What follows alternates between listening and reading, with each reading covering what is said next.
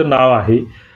सरकारने काय केलेलं आहे की या योजनेबाबत दारू तीच आहे, फक्त तिचं लेबल बदललंय. म्हणजे नव्या ढाच्यामध्ये ती तुमच्या आमच्यासाठी पेश करण्याचा हा एक प्रयत्न आहे, की जेणेकरून जास्तीत जास्त शेतकऱ्यांना याच्यामध्ये आकर्षित करणे हा त्यामागचा मुख्य उद्देश आहे.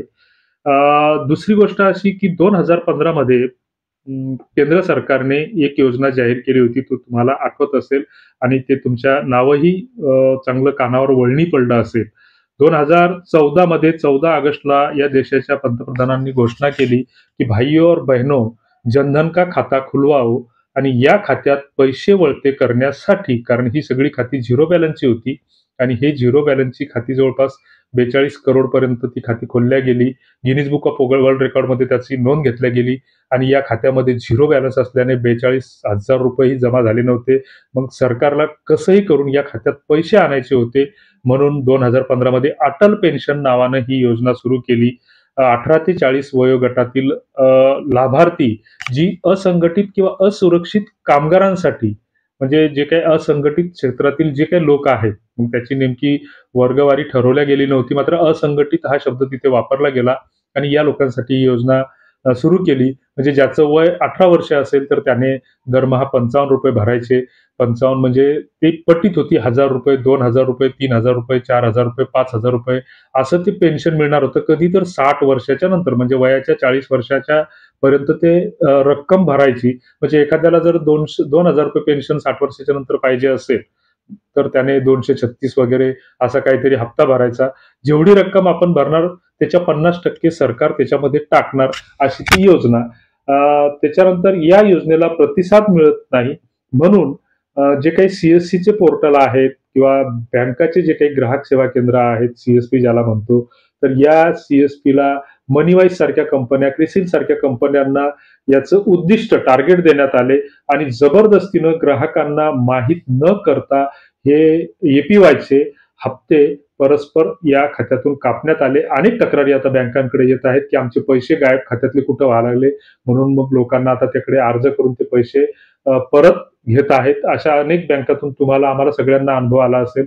मग ह्या योजनेलाही प्रतिसाद मिळत नाही. हे पाहून सरकारने श्रमयोगी मानधन योजना या नावाने ती योजना सुरू केली आणि त्याच्यामध्ये प्रत्येक ग्रामपंचायतला त्याचे कॅम्प लावले.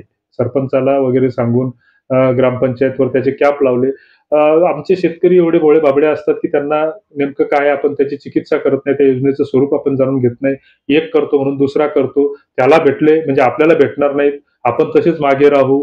कारण हे कसं आहे, एखाद्या याच्यामध्ये प्रोक्षण जसं फेकलं जातं मंदिरात आरती झाल्याच्या नंतर, जे म्हणजे तीर्थ असतं त्याचे असे शिंतोडे असे फेकले जातात, तर त्या पद्धतीने ते कुणाच्या अंगावर पडतं, कुणाच्या अंगावर पडत नाही. त्या पद्धतीच्या ह्या सरकारच्या योजना असतात. बऱ्याचदा खऱ्या लाभार्थ्यापर्यंत त्या योजना जात नाहीत. मग आपल्याला त्याचा लाभ मिळणार नाही, म्हणून लोकांनी त्या ग्रामपंचायतीमध्ये त्या श्रम कार्डाच्या नावाखाली गर्दी केली. त्याच्यासाठी तुम्हाला आठवत असेल, की तुमचं बँक खात्या डिटेल्स त्या ठिकाणी मागितलं गेलं होतं. आधार कार्डवर ते ई श्रम कार्ड आणि ई श्रमचे कार्डही आले गेले. बरेच लोक आमच्याकडे ते कार्ड घेऊन आले, की याचा काय फायदा मिळतो, याचे पैसे जमा झाले का? मात्र त्याचंही स्वरूप तेच होतं, की असंघटित असुरक्षित कामगारांसाठी ती योजना होती.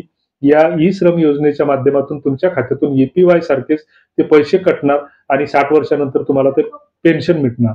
आता पीएम किसान मानधन योजनेच्या नावाने ही जी योजना सरकारने लॉन्च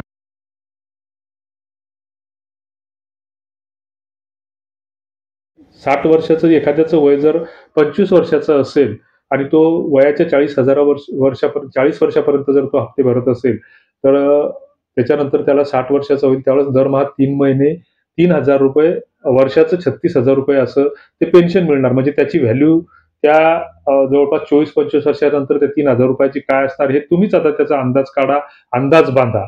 म्हणजे एकीकडे ₹1,500 महिलांना द्यायचे आणि धडकन ₹100 किलो मागे तेलाचे, कॅन मागे तेलाचे भाव वाढवायचे, अशी सध्या पद्धत सुरू आहे. सगळी महागाई वाढलेली आहे. सगळ्या गोष्टीची महागाई वाढलेली आहे. या पीएम किसान योजनेमध्ये जर एखाद्या शेतकऱ्याचं वय 18 वर्ष असेल, तर त्याला ₹55 दरमहा भरायचे. मात्र एपीवाय मध्ये सरकार 50% स्वतःचा हिस्सा टाकत होता. या योजनेमध्ये सरकार आता स्वतःचे 100% म्हणजे तेवढेच पैसे टाकणार. ₹55 तुम्ही जर भरत असाल, तर ₹55 त्याच्यात सरकार टाकेल आणि व्याजासह, म्हणजे क्युम्युलेटिव्ह डिपॉझिट आपण ज्याला म्हणतो किंवा आरडी म्हणतो, तर त्या पद्धतीने हे 40 वर्षाच्या वयापर्यंत हे पैसे जमा करायचे, त्याच्यानंतर 20 वर्ष थांबायचं आणि ते थांबल्याच्या नंतर मग 60व्या वर्षी तुम्हाला ₹3000 पेन्शन सुरू होणार. ही योजना तुमच्या किती फायद्याची आहे, किती तोट्याची आहे तुम्हीच ठरवा.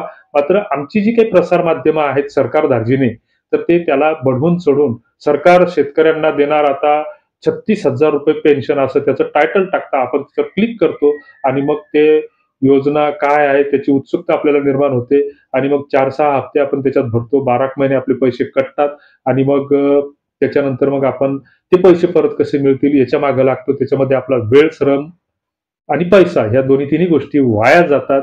ही गोष्ट आपण समजून घेतली पाहिजे. तर कुठलीही योजना जाहीर झाल्याच्या नंतर तिचं नेमकं स्वरूप काय आहे, हे पहिल्यांदा आपण समजून घेतलं पाहिजे. बऱ्याच ग्राहकांचं, बँक ग्राहकांचं असंही होतं, की नेमकं ते खातं वापरत नाहीत. कारण खात्यात वापरायला त्यांच्याकडे पैसेच नसतात. आमच्या शेतकरी शेतमजुराकडे पैसेच नसतात आणि अशा वेळेस मग कुठेतरी तो रोजगार हमीसाठी किंवा सरकारच्या एखाद्या योजनेसाठी खातं दिलेलं असतं आणि अशा वेळेस मग काय होतं, की नकळतपणे आपला ₹150 महिन्याचा हप्ता कटत असतो त्या पीएम किसान मानधन योजनेच्या नावाखाली किंवा एपीवायच्या नावाखाली किंवा ई श्रम मानधन योजनेच्या नावाखाली आपला तो हप्ता कटत असतो आणि खात्यात पैसे नसल्यामुळे मग बँक ते खातं तेवढं रुपयानं मायनसमध्ये घालते आणि कुठेतरी ₹1,500-2,000 आपल्या कष्टाचे त्या खात्यामध्ये जमा होतात आणि आपले जवळपास 10 महिन्याचे हप्ते पेंडिंग असतात आणि ₹1,500 जमा होतात. ते सगळे पैसे गायब होतात आणि मग अशा वेळेस तो आशेनं ज्यावेळेस आपल्याला कोणीतरी पैसे टाकलेले असतात आणि तो काढायसाठी जातो, तर खात्यातले पैसे गायब झाले. मग कुठे गेले पैसे हे पाहण्यासाठी तो बँकेत जातो. बँकेतले लोकं सरळ आणि धड बोलत नाहीत आणि अशा वेळेस मग आमच्यासारख्या ग्राहक सेवा केंद्राकडे किंवा आमच्यासारख्या माणसाकडे ही लोकं येतात आणि आमचे पैसे कुठे गेले, त्याचा शोध आणि तपास घेतल्याच्या नंतर मग कळतं की ते पैसे या योजनेत कपात झाले. मग त्याला सांगितलं जातं की बँकेत अर्ज करा. मग त्याच्यानंतर 4-6 दिवस त्या बँकेच्या चकरा मारा आणि चकरा मारल्याच्या नंतर त्यातल्या जर स्टेट बँक असली, तर एखाद्या शत्रू राष्ट्रात लवकर तुमचं काम होईल. पण स्टेट बँकेची लोकं अजिबात सरळ बोलत नाहीत आणि थोड्याफार फरकाने सर्वच नॅशनलाइज बँका किंवा खाजगी बँकाही त्याच गोष्टीचं म्हणजे त्याच पद्धतीनं ते वागतात. तर अशा ह्या योजना आहेत.